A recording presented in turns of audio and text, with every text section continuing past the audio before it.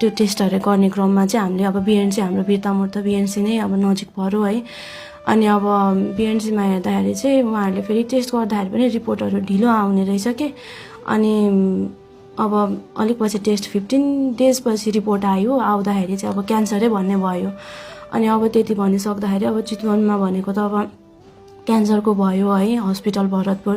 अनि अब भरतपुरमा चाहिँ अब मजाले किन त अब हामीले यहाँनिर अब खर्च गर्ने पनि हाम्रो त्यस्तो आर्थिक अवस्था छैन, हामीले त्यस्तो उठाउन सक्ने है प्राइभेट हस्पिटलमा। अनि अब चितवन गएर गरौँ न त, हामीले राम्रै ट्रिटमेन्ट गरौँ, उहाँ अब आखिर क्यान्सरकै हस्पिटल पनि हो भन्ने भयो।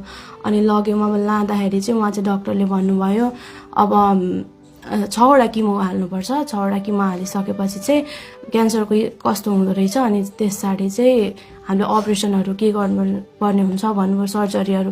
अनि ठिक छ, अब हामीले जति सक्दो गऱ्यौँ।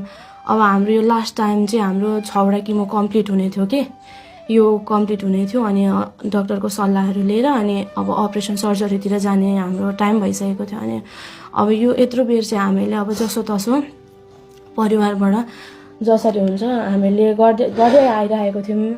अब फेरि यो लास्ट टाइम जाँदाखेरि चाहिँ अब यहाँनिर हामीले गरेको किमोले चाहिँ भएन हजुरहरूको पेसेन्टलाई, अब तपाईँहरूले काठमाडौँ लानु कि त उतै दिल्लीतिरै लग्नु भन्ने सल्लाह दिनुभएछ उहाँबाट।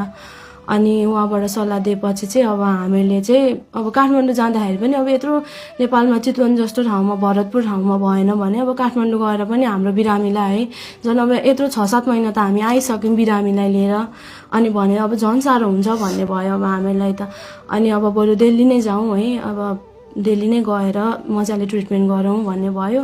अब दिल्ली जाँदाखेरि चाहिँ फेरि उता डक्टरले हेर्दाखेरि चाहिँ यहाँको रिपोर्टहरू देखाउँदाखेरि चाहिँ अब तपाईँहरूको बिरामीको त मजाले डायग्नोस नै भएको छैन त भन्नुभयो। अब त्यति भनिसक्दाखेरि यत्रो हाम्रो त 6-7 महिना त बिरामीको टाइम त गयो।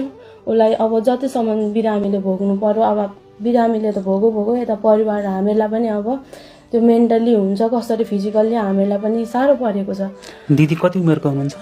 दिदी अहिले 26 वर्ष जस्तो पुग्नु भयो। 26 वर्ष? हजुर, 56 सालले हो। आज एउटा घर परिवारको दिदी होइन, हजुर घर परिवार हेर्छु भनेर बाहिर जानुभएको थियो आफ्नो कर्मभूमिमा। हजुर हजुर। अब त्यस्तो भएर फर्किनु पर्यो, त्यस्तो भयो अहिले होइन। हजुर। त्योभन्दा अरू पीडा के हुन सक्छ?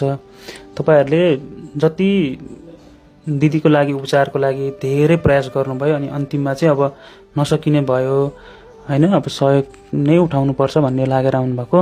हजुर सर, अब कस्तो भयो भने अब हामीले चाहिँ हाम्रो आर्थिक अवस्थाले चाहिँ नधान्ने नै